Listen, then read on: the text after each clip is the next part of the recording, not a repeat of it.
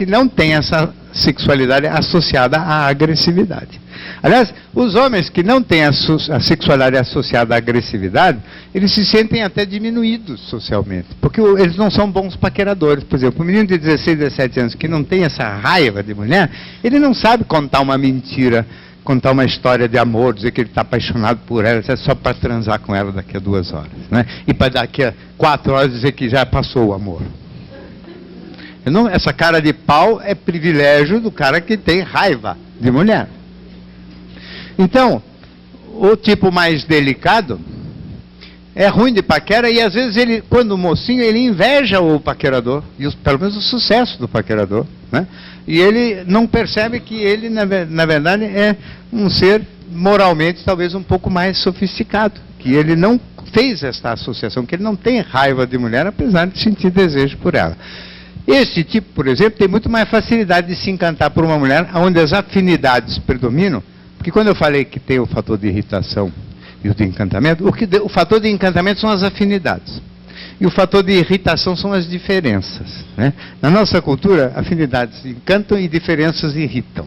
Então, os fatores de encantamento podem ser muito maiores do que os fatores de irritação, porque as afinidades podem ser maiores, se o indivíduo não precisar de uma cota de raiva da mulher para poder se sentir atraído sexualmente por ela. Evidentemente que isso já vai definir uma qualidade muito melhor na relação afetiva, porque ele não vai necessitar de se irritar com a mulher para desejá-la.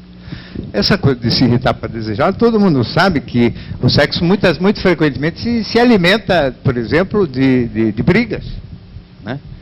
O sexo se alimenta de insegurança, de ciúme.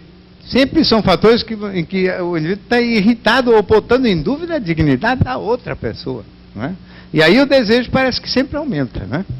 Agora, nos casais, onde a confiança, a solidez e a amizade realmente se construa entre eles, há uma certa dificuldade para que a sexualidade circule. Esta dificuldade, ela pode perfeitamente ser superada, né? Ela não é, volto a insistir, um mandamento, é só uma tendência, porque como a cultura não privilegia essa associação do sexo à agressividade, ao amor, né? A associação do sexo ao amor não é privilegiada, ela precisa ser um pouco cultivada. Depende também muito da mulher, né?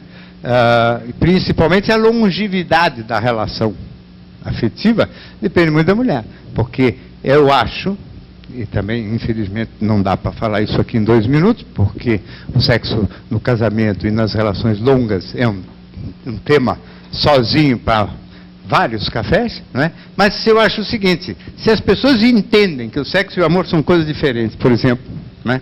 Entendem que o sexo é um fenômeno mais pessoal do que interpessoal, olha que coisa, né? Desde a infância e é sempre, né? E que a minha mulher, quanto mais ela for a minha amada, menos tesão eu terei por ela, falando claro. E se ela conseguir naquele momento dar intimidade sexual, né? Uma mágica de deixar de ser por uns instantes a minha mulher amada e ser uma mulher qualquer,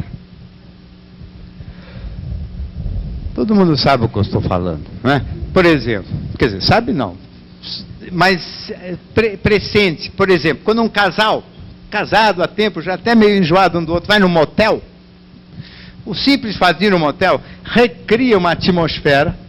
Isso no passado, agora já virou carne de vaca e no motel também, mas no início, era uma coisa assim que parecia que aquela mulher não era a mãe dos filhos, a esposa amada, era uma mulher qualquer. O desejo renasce todo, porque ela sai do cargo, né, do objeto de amor, para se transformar num objeto sexual propriamente dito.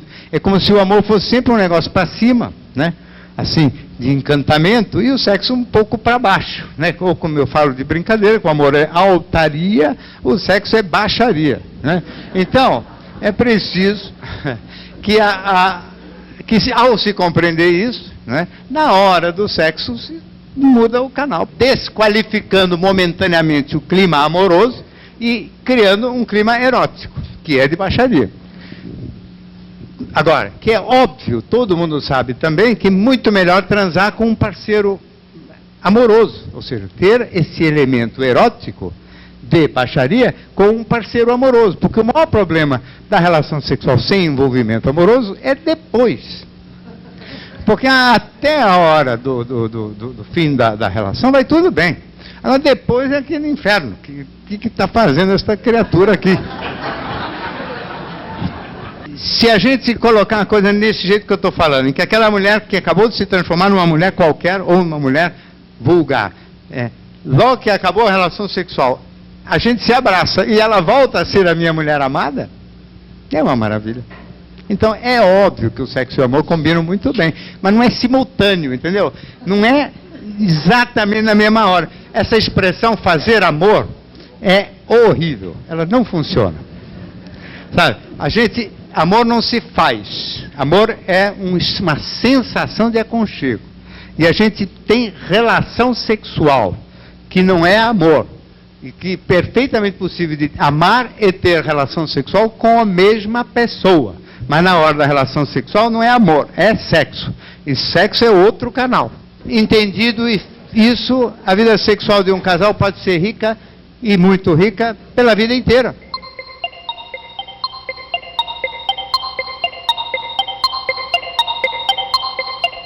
Realmente, aonde existir diferença, se houver tendência para hierarquizar, o que se sentir prejudicado se sente humilhado, diminuído e com resposta de raiva contra aquele que o humilhou. Nós não sabemos ver diferença sem hierarquia.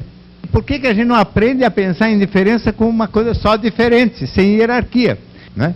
Então, isso pode acontecer tanto do homem em relação à mulher, como da mulher em relação ao homem. E agora, não é obrigatório. Existem mulheres que não têm raiva de homem, existem homens que não têm raiva de mulher, e esses ainda por cima, por outras razões amorosas, que também não é o que eu vim falar aqui, também não se encontram. Porque os homens e as mulheres, além de tudo, têm mais problemas. Tem, por exemplo, um enorme medo da felicidade. O medo da felicidade, que é um assunto que faz 23 anos que eu comecei a falar, né, gera uma enorme tendência das pessoas que se amam verdadeiramente não ficarem juntas. E o medo da felicidade é engraçado, né? Porque a felicidade parece que atrai tragédia. Todo mundo tem essa sensação. Como você está? Tudo bem? Tem que bater na madeira.